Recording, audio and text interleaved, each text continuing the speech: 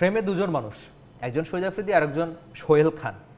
আপনি ক্রিকেটটা বেশ ভালোভাবেই ফলো করেন বা ন্যূনতম ফলো করলে আপনি ক্রিকেট দুনিয়ার অন্যতম বড় সুপারস্টার শহীদ আফ্রিদিকে ঠিকই চেনেন। তবে এই সোহেলকে, এই সোহেল হচ্ছে এমন একজন লোক, তিনি আসলে একজন অন্ধ মানুষ।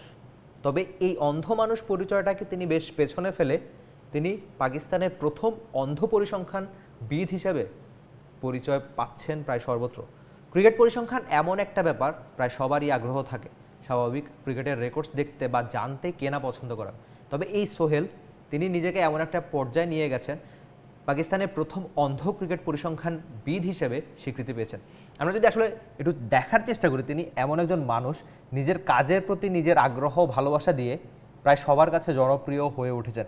এমনকি পাকিস্তানের ক্রিকেটের যারা বড় নাম, বাবর আজম, সে বাবর আজমও কিন্তু তাকে বেশ বাহবা দিয়েছেন, তার কাজের প্রশংসা করেছেন।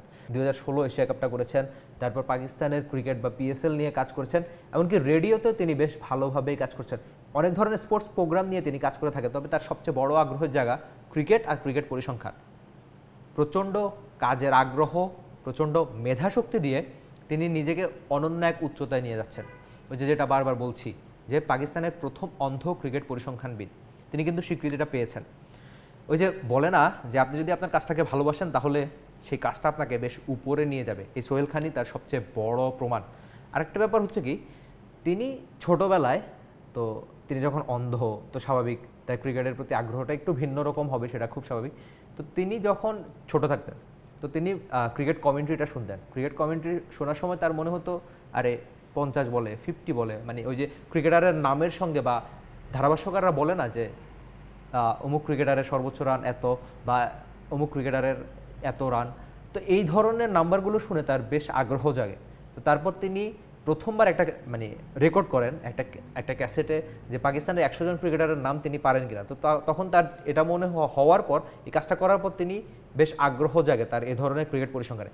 তো এই ক্রিকেট পরিসংখ্যানে তার আগ্রহ জাগার ফলে কিন্তু তিনি করাচির লোকাল ক্রিকেট থেকে শুরু করে আন্তর্জাতিক ক্রিকেট, একটা টেস্ট ম্যাচও কভার করেছেন। একটা টেস্ট ম্যাচ যখন তিনি কভার করলেন তখন তার মনে হয়েছে না, তিনি বোধহয় জীবনে কিছু একটা করেছেন, তার নামের সঙ্গে এখন টেস্ট ম্যাচ কভার করার এক্সপিরিয়েন্স রয়েছে। সঙ্গে আরেকটা ব্যাপার, তার সবচেয়ে বড় গুণ হলো নিজের কাজকে সবচেয়ে বেশি ভালোবাসতে পারা।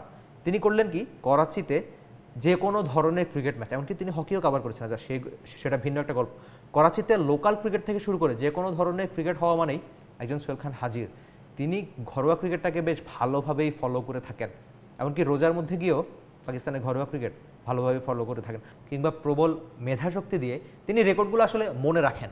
তো হয় কি, তাকে যখন নানান প্রোগ্রামে ডাকা হয় বা তিনি কমেন্ট্রি দেন কিংবা রেডিওতে কাজ করেন, তখন তার ওই মেধাশক্তি দিয়ে তিনি রেকর্ড পরিসংখ্যানগুলো মনে রাখেন। তিনি তো চাইলে ইন্টারনেটে ক্লিক দিয়ে খুব সহজে তার রেকর্ডগুলো বের করতে পারেন না, তিনি তার এই মেধাশক্তি দিয়ে ওই কাজগুলো ভালোভাবে মনে থাকেন। এমনকি তার প্রিয় ক্রিকেটারের নাম হচ্ছে ব্রায়ান লারা। তিনি বাকি ক্রিকেটারদের সঙ্গেও বেশ ভালোভাবে মিশেছেন, বা আমরা যদি তার ছবিগুলো দেখি তাহলে আমরা দেখব যে তিনি অনেক ধরনের শো করেন টিভিতে। তো এই ধরনের এক্সপিরিয়েন্স, আসলে এই ধরনের ম্যাচ কাভার করার অভিজ্ঞতা তিনি বেশ ভালোভাবেই পেয়েছেন। এমনকি PSL-এ তাকে নিয়ে আলাদা অনেক কন্টেন্টও হয়েছে, আমরা আসলে দেখেছিলাম। এমনকি PSL-এর ছবিটা আমরা দেখতে পাচ্ছি, সোহেল খান ক্রিকেট পরিসংখ্যানবিদ তার নামটা। এই পরিচয় বোধ হয় সোহেল খানের এখন সবচেয়ে বড় পরিচয়। 2016 থেকে শুরু, আপনি নিজের কাজকে নিজে ভালোবেসে কত উপরে যেতে পারেন, এই সোহেল খানই বোধ হয় সবচেয়ে বড় প্রমাণ। অন্ধ সেই পরিচয়টা অনেক আগেই তিনি পেছনে ফেলেছেন। তার সবচেয়ে বড় পরিচয়, তিনি একজন cricket পরিসংখ্যানবিদ। For more updates, subscribe to our YouTube channel and click on the bell icon. Follow us on Facebook and Instagram. Download T-Sports app to enjoy exciting games and highlights. Visit tsports.com.